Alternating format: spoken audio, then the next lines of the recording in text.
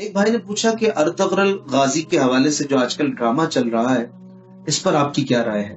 دیکھیں، ڈرامہ کبھی بھی حقیقت نہیں ہو سکتا. ڈرامے میں بہت سارے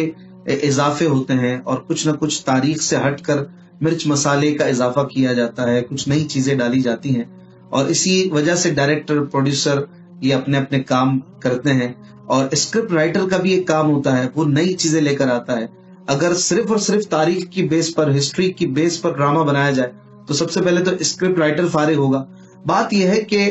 ڈرامے اور فلمیں جو ہوتی ہیں وہ کبھی بھی قوموں کی تعمیر نہیں کرتی ہیں، اور خاص کر جب اس میں اللہ رسول کی نافرمانیاں دکھائی جائیں، اجنبی مرد و عورت کو میاں بیوی کے کردار میں دکھایا جائے، اس میں میوزک چل رہا ہو، عورتیں دکھائی جا رہی ہوں، بے پردگی ہو، تو وہ کس طرح کسی قوم کی تعمیر کرے گی؟ اور پھر ایسے ڈرامے کو مقدس کہنا، یہ کبھی بھی علماء صلحاء اس کو تسلیم نہیں کریں گے. اگر تاریخ کے کسی ایسے کردار کو آپ اچھے انداز میں پینٹ کرنا چاہتے ہیں تو اس کے لیے اخبارات ہیں، تحریرات ہیں، کتابیں ہیں. ڈرامے بنانا، اگر آپ اس پر اچھے انداز میں ویڈیوز بنانا بھی چاہتے ہیں تو شریعت کے مطابق اس کو بنائیں. اگر آپ اس میں خلاف قانون شریعت چیزیں لائیں گے، میوزک لائیں گے، عورتیں لائیں گے، اس طرح کی چیزیں ہوں گی، تو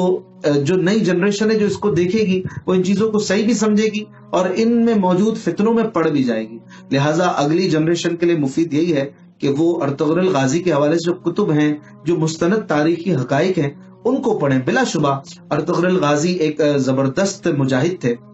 اور انہوں نے بڑے بڑے کارنامے سر انجام دیے ہیں، لیکن بہرحال جو اس وقت ڈرامہ چل رہا ہے اس سے ہم اتفاق نہیں کریں گے اور نہ ہی اسے دیکھنے کی ترغیب دیں گے، بلکہ یہی کہیں گے کہ لوگ نہ اسے دیکھیں، نہ پروموٹ کریں، نہ اسے شیئر کریں، بلکہ اس حوالے سے اپنا دامن بچائیں، اپنے بچوں کو، اپنے بچیوں کو بھی بچائیں، تاکہ اس طرح کے کسی معاملے میں ان کا دامن ملوث نہ ہو. اور اگر آپ انہیں دکھائیں گے تو جہاں کوئی ایک آدھ اچھی چیز، دو چار اچھی چیز بھی دیکھ لیں گے تو کوئی غلط بات بھی ان کے ذہن میں آئے گی، چار غلط چیزیں بھی آپ کے گھر میں گھسیں گی، اور پھر کہیں ایسا نہ ہو کہ ایک مکسچر بن جائے، آپ صحیح اور غلط کو ملا کر، حق اور باطل کو ملا کر پھر کسی کام کی طرف آئیں تو پھر اس سے آپ کو کوئی فائدہ حاصل نہیں ہوگا. جب حق میں باطل کی آمیزش ہو جاتی ہے، ایک بالٹی پانی میں ایک قطرہ پیشاب بھی ڈل جائے تو وہ بالٹی بھی کام کی نہیں رہتی ہے، وہ بالٹی بھی وضو اور غسل کے لائق نہیں رہتی ہے. تو آپ کس طریقے سے ایک پورا ڈرامہ فلمی انداز میں شوٹ کر کے بے پردہ عورتوں اور موسیقی کے ساتھ اسلام میں اسے مقدس بھی مانیں اور پھر اسے اپنی آنے والی جنریشن کے لیے مفید بھی مانیں، یہ ہرگز نہیں ہو سکتا ہے.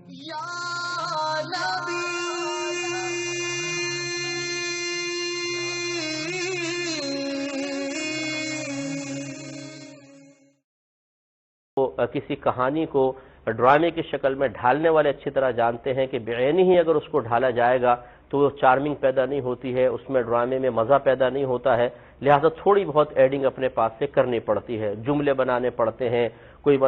تاثرات اپنے پاس سے دینے پڑتے ہیں، کچھ نئی چیزیں اس میں ڈالنی پڑتی ہیں، تب دیکھنے والوں کے لیے تھوڑی سی اس میں اٹریکشن پیدا ہوتی ہے. تو آپ کیا سمجھتے ہیں کہ جو واقعات بزرگان دین کے لکھے تھے اگر بے عینی اسے موویز کی شکل میں تبدیل کر دیا جائے، مووی بنا دی جائے اس کی، تو کیا وہ اس میں کوئی چارمنگ نظر آئے گی؟ تو ضروری نہیں ہے کہ اس میں ہو، بلکہ اس میں بہت زیادہ ایڈنگ کی جاتی ہے. تو اب جو ہمارے بعض لوگ کہتے ہیں کہ ہم اپنے بچوں کو اصل میں دکھانا چاہتے ہیں کہ ہمارا مذہب اسلام کیا تھا،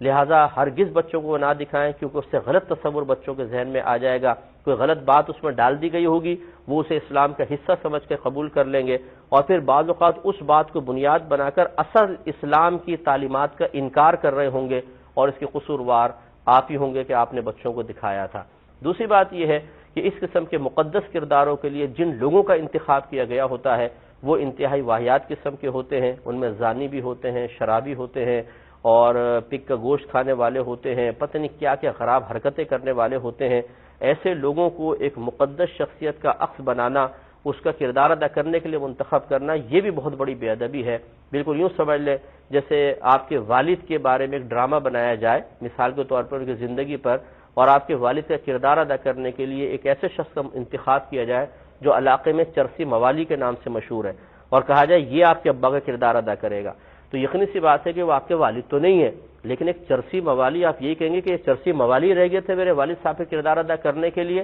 اور پھر لوگ اس کو دیکھ کر جو اگر یہ کہہ دیں کہ یار تمہارے ابا، یہ تمہارے ابا بنے ہوئے چرسی موالی تھے کہ معاذ اللہ، تو آپ کو کس قدر برا فیل ہوگا. اب ذرا اس تناظر میں نے آپ کو والد کا اس لیے ذکر کیا، میرے والد کو بھی اس میں شامل ہے، اس لیے ذکر کیا کہ یہ بات ہمیں اچھی طرح سمجھ میں آئے کہ مقدس کرداروں کے لیے خراب قسم کے کردار رکھنے والے اشخاص کا انتخاب کرنا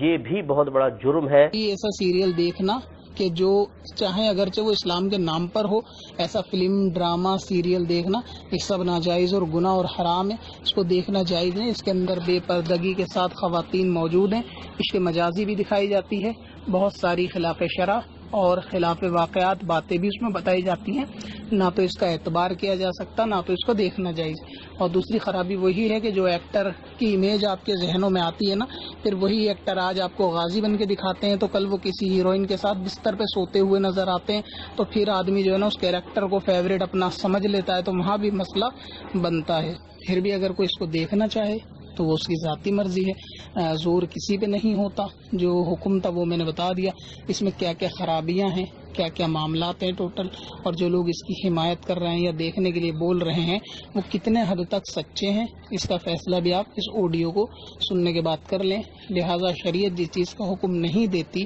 اس کو نہ کیا جائے، جس کا حکم دیتی ہے اس کو کیا جائے۔ مسلمانوں کو یہی بات ماننی چاہیے، نہ کہ اپنی نفس کی پیروی کرنی چاہیے۔